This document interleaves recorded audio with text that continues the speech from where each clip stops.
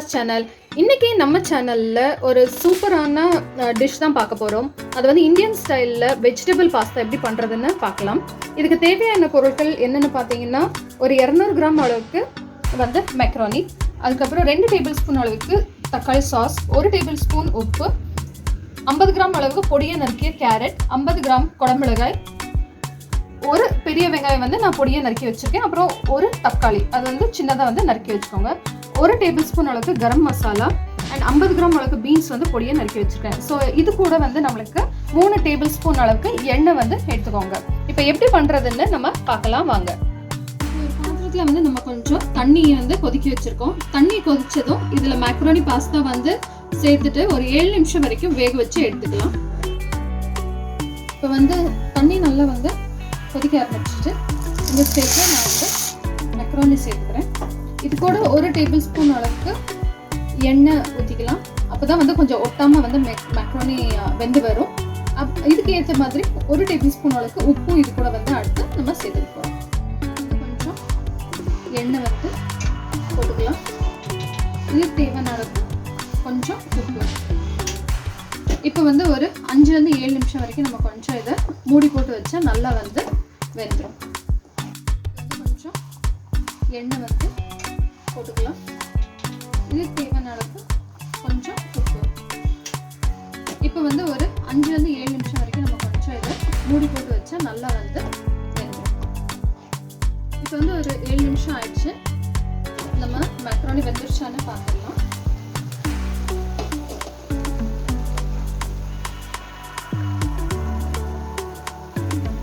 நல்லா வெந்துருச்சு. இப்போ வந்து நம்ம இதை ஃபில்டர் பண்ணி எடுத்துக்கலாம். நல்லா வடிகட்டி எடுத்துக்கலாம் மேக்ரோனியை.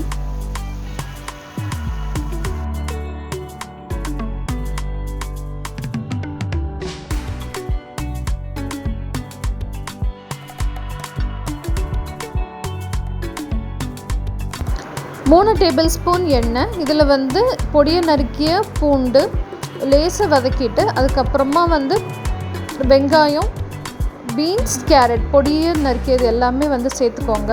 ஒரு 2 நிமிஷம் வரைக்கும் வதக்கி விட்டுக்கோங்க. அதுக்கப்புறமா கேரட்டும் வந்து சேர்த்துக்கோங்க.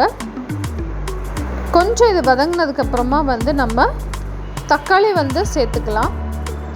தக்காளியும் வந்து பொடியை தான் வந்து நறுக்கி வச்சது. தக்காளி சேர்த்ததுக்கப்புறமா வந்து நம்ம உப்பு வந்து தேவையான அளவு சேர்த்துக்கலாம். 1 டேபிள் ஸ்பூன் அளவுக்கு சேர்த்து கொஞ்சம் வதக்கி விட்டுக்கோங்க.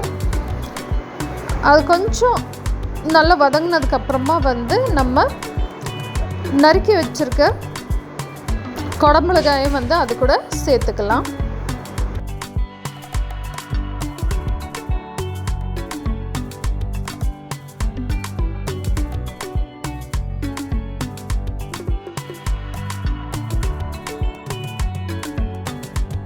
இப்போ 1 டேபிள் ஸ்பூன் அளவுக்கு கரம் மசாலா வந்து நம்ம சேர்த்து போகிறோம். அது நல்லா கொஞ்சம் வாசனையாக இருக்கும். கொஞ்சம் காரத்துக்காக நம்ம 1 டேபிள் ஸ்பூன் அளவுக்கு காஷ்மீரி சில்லி பவுடர் இருந்தால் 1 டேபிள் ஸ்பூன் சேர்த்துக்கோங்க. இல்லைன்னா ஒரு அரை டேபிள் ஸ்பூன் அளவுக்கு காரத்தூளை இதோட சேர்த்து வதக்கலாம்.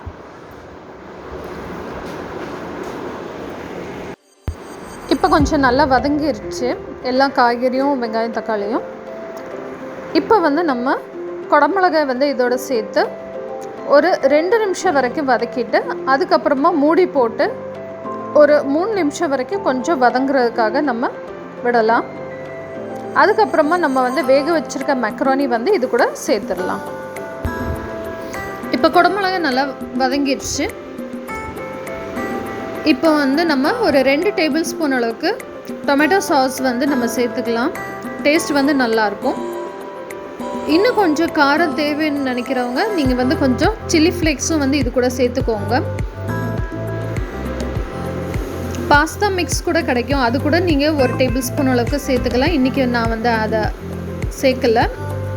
அதுக்கு பதிலாக தான் நம்ம வந்து கரம் மசாலாலாம் போட்டிருக்கோம். ஸோ அதோட டேஸ்ட்டே ஃப்ளேவரே வந்து நல்லாயிருக்கும். கொஞ்சம் ஒரு 2 நிமிஷம் வரைக்கும் நல்லா நம்ம இதை கலந்து விட்டுக்கலாம். இதுக்கப்புறமா வந்து நம்ம மேக்ரோனி வந்து இது கூட சேர்க்க போகிறோம்.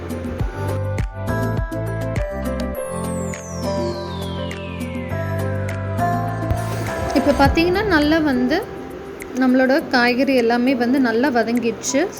டொமேட்டோ சாஸ் எல்லாம் சேர்த்ததுனால. காஷ்மீரி சில்லி பவுடர் நம்ம சேர்க்கும் போது வந்து இந்த மாதிரி நல்ல ஒரு கலர்ஃபுல்லாக வந்து வரும்.